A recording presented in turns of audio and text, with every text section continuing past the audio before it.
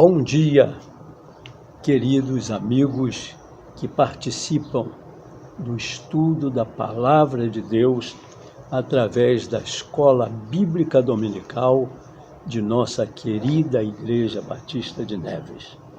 Hoje, o pastor Gelson Gonçalves Sardinha é o autor da lição que passamos neste momento a estudar. E o título é Oração como Refúgio. E o autor da lição, ele diz assim: oração é o ato de comunicação com Deus. Ao longo de toda a história do povo de Deus, vemos a oração como uma arma, um escudo, um refúgio.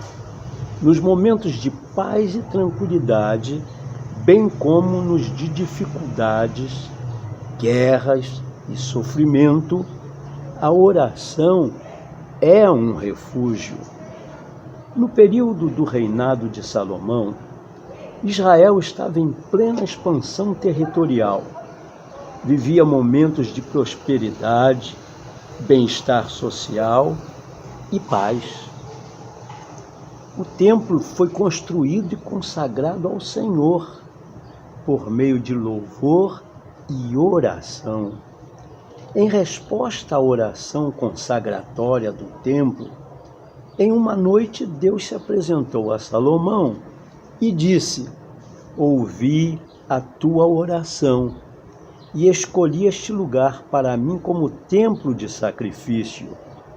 Se eu fechar o céu para que não chova, ou se ordenar aos gafanhotos que devorem a terra, ou se enviar a praga entre o meu povo, e se o meu povo, que se chama pelo meu nome, se humilhar, orar e buscar a minha presença e se desviar dos seus maus caminhos, então ouvirei dos céus, perdoarei os seus pecados e sararei a sua terra.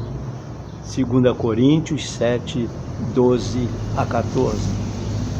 Mesmo Israel experimentando um momento de extraordinária prosperidade socioeconômica, isso não o isentava de tragédias, catástrofes, guerras, doenças e pecados. Humildade, de arrependimento, confissão e santidade. Só assim Deus faria morada no seu templo. No presente momento, o mundo passa por uma pandemia de Covid-19. Até a presente hora em que escrevo, não há uma vacina, um antídoto para essa terrível doença que tem ceifado a vida de muitas pessoas. Portanto, só nos resta nos refugiarmos em Deus por meio das súplicas e orações. Primeiro, oração é refúgio por meio da fé. Sem fé, é impossível agradar a Deus, pois quem dele se aproxima precisa crer que ele existe e que recompensa aqueles que o buscam. Hebreus 11, 6. A fé salvadora confia tanto na existência de Deus quanto na sua misericórdia. A fé não é só conhecimento no intelecto, é muito mais. É viver seguramente no transcendental. A fé não insiste em conhecer a razão para as ações de Deus, mas considera Deus como a maior das bondades e misericórdia. A oração mais significativa é a que brota de um coração cuja confiança está depositada no Deus que agiu e falou através dos antigos servos. E por último, por intermédio do seu Filho Jesus e dos ensinamentos da Bíblia. Uma vida devocional vitoriosa tem como pedra angular a obra e as palavras de Cristo, registradas na Bíblia através dos profetas e apóstolos. Deus fala conosco através da Bíblia e nós respondemos com uma oração cheia de confiança e fé, com base na afirmação bíblica de que Deus é pessoal, vivo, conhecedor de todas as coisas, infinitamente sábio e todo-poderoso. Cremos que Ele pode nos ouvir e ajudar. O justo viverá por fé. Romanos 1:17b. Seremos justos não quando olharmos para a lei, nem quando exibirmos nossas virtudes e ações diante de Deus, mas sim quando declaramos que Deus é propício a nós por meio da fé, pela qual Ele nos ouve, quer nos salvar e quer nós esperamos a salvação. A oração de uma pessoa tornada justa pela fé é motivada por nossa fé e procura a vontade de Deus. É por isso que essa oração é eficaz. A resposta à oração estava ligada à justiça e misericórdia de Deus. Muitos de nós, por vezes, ficamos envergonhados por causa de nossa fé ou escondemos dos outros o fato de sermos cristãos. Cedemos às pressões do mundo e nos envergonhamos do nosso Salvador. Mas Ele não se envergonha de nós. Cheguemos com confiança e fé ao refúgio de oração, onde a graça e misericórdia de Deus estão à nossa espera. Segundo, oração é refúgio por meio da adoração. Após a sua ressurreição, Jesus se apresentou aos seus discípulos por alguns dias antes de sua ascensão aos céus. Uma das apresentações foi a Simão Pedro. Nesse encontro, Jesus pergunta 3 vezes para ele: Simão, filho de João, tu me amas? Pedro tendia a orgulhar-se de seu comprometimento perante os outros discípulos.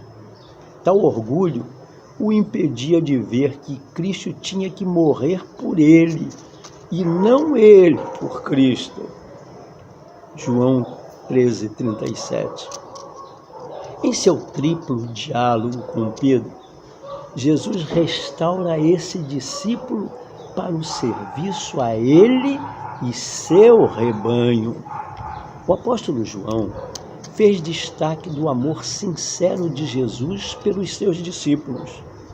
Um pouco antes da festa da Páscoa, sabendo Jesus que havia chegado o tempo em que deixaria este mundo e iria para o Pai, tendo amado os seus que estavam no mundo, amou-os até o fim. João 13:1. Deus é amor e demonstrou esse amor entregando seu Filho. Nosso amor deve ser expresso, assim como foi o amor de Deus, por meio de atos e palavras.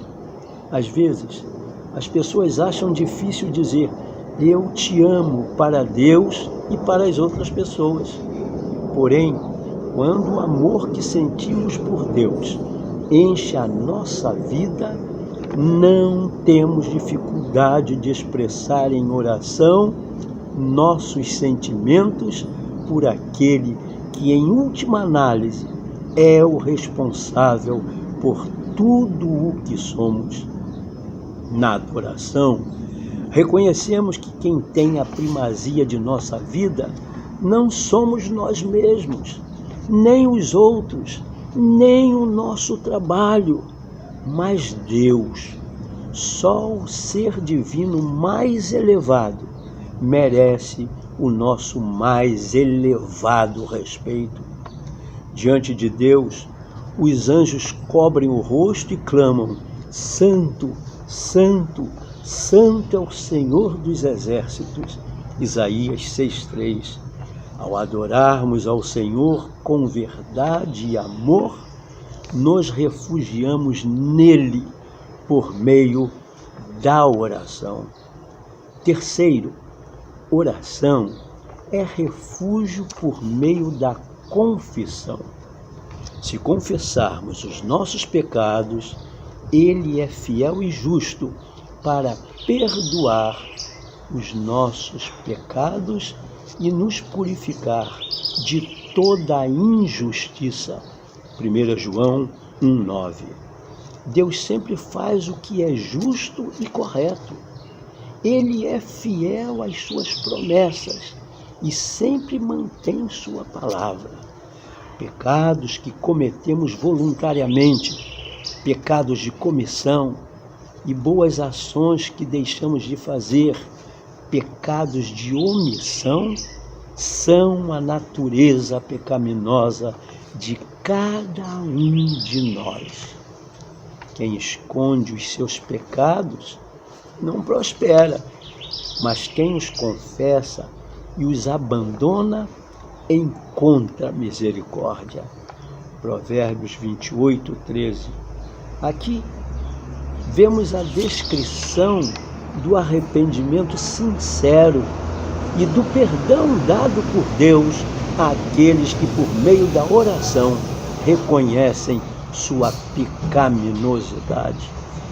A consciência da santidade de Deus nos faz conscientes de nossa própria natureza pecaminosa. Quando pecamos, ferimos a nós mesmos e aos que estão à nossa volta. Mas o pior de tudo é que o pecado é contra Deus. Salmo 51:4. Não precisamos confessar nossos pecados a nenhum outro ser, mas devemos confessá-los diretamente a Deus, que promete nos perdoar de toda a injustiça. 1 João 1:9. Precisamos procurar no refúgio da oração, a sós com Deus, confessar e clamar por perdão. Quarto e último, oração é refúgio por meio do louvor. O louvor te aguarda em Sião, ó Deus. Os votos que te fizemos serão cumpridos. Ó tu que ouves a oração, a ti virão todos os homens. Salmo 65:1-2. O oferecimento de votos pode ocorrer na forma de um ato público de adoração e louvor, ou alguma outra demonstração de alegre confiança em Deus, que responde à oração. Quando temos grande estima e amor por uma pessoa, falamos bem dela. Aquele a quem honramos e amamos mais do que qualquer outra pessoa, recebe naturalmente nosso maior louvor.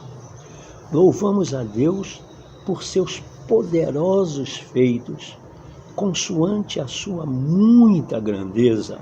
Salmos 119, 164. O povo de Deus louva-o em sinceridade, por ele ser quem é, por suas obras e por suas palavras. O apóstolo Paulo sempre louvava ao Senhor por meio das orações. Não deixo de dar graças por vocês, mencionando-os em minhas orações. Efésios 1,16. Paulo aqui se refere às horas em que ele orava diariamente. Orar sem cessar é uma exortação do nosso Senhor Jesus, Lucas 21:36, e também de Paulo, Romanos 12:12, Colossenses 4:2, 1 Tessalonicenses 5:17. Há um erro muito comum nas igrejas, o erro de só nomear como louvor o momento dos cânticos. Louvar não é por si só cantar, mas tributar honras por meio de todos os elementos da liturgia. A oração é uma forma de louvor, onde nos refugiamos em Deus. Paulo e Silas, por ocasião da prisão deles em Filipos, louvavam e oravam ao Senhor. Mesmo estando em situação tão indigna, a fé e a esperança não se desvaneceram em seus corações. Da mesma forma, hoje, em meio a toda essa pandemia da Covid-19, precisamos também estar esperançosos e manter a fé em Deus. O salmista, no Salmo 34:1, assim se expressou: bendirei ao Senhor em todo o tempo. O seu louvor estará sempre nos meus lábios. Em qualquer dificuldade e agruras, em tempos de pandemia de coronavírus, devemos louvar e refugiarmos em oração a Deus. Concluindo, as palavras pestilência, Jeremias 21:6, e praga, Números 11:33, parecem se referir a doenças contagiosas de proporções epidêmicas. A palavra pestilência também aparece em Êxodo 9:3, como uma referência à doença misteriosa. O pecado é tratado na Bíblia como uma doença da alma. Essa doença espiritual trouxe a morte física e espiritual do homem. Para que haja dessa magna doença cura dela, só há uma alternativa, uma só vacina: o perdão de Deus Pai por meio do precioso sangue de Jesus Cristo, seu Filho. Para tanto, é preciso da parte de todos os homens o reconhecimento e aceitação do seu estado de enfermidade espiritual. Assim como precisamos de uma vacina contra a Covid-19, precisamos da salvação, soter, saúde, que só Jesus pode nos outorgar. Se você quer ficar imune da morte espiritual, vá ao refúgio de oração, pois o médico dos médicos está lá para pensar e agir. Primeiro, você tem consultado a sua caderneta de vacinação, a Bíblia? Tem ido com frequência ao consultório do médico dos médicos? Tem se mantido longe da pandemia pecado? Tens passado temporadas no ASPA, refúgio de oração, para a restauração da fé? A oração é o meio, é o modo mais eficaz para a saúde do cristão, para a saúde daqueles que têm a certeza absoluta de viver no paraíso celestial com Jesus Cristo, nosso Salvador, e com todos os remidos que aceitaram o plano do sacrifício ingente da morte de Cristo na cruz do Calvário. Que Deus nos abençoe.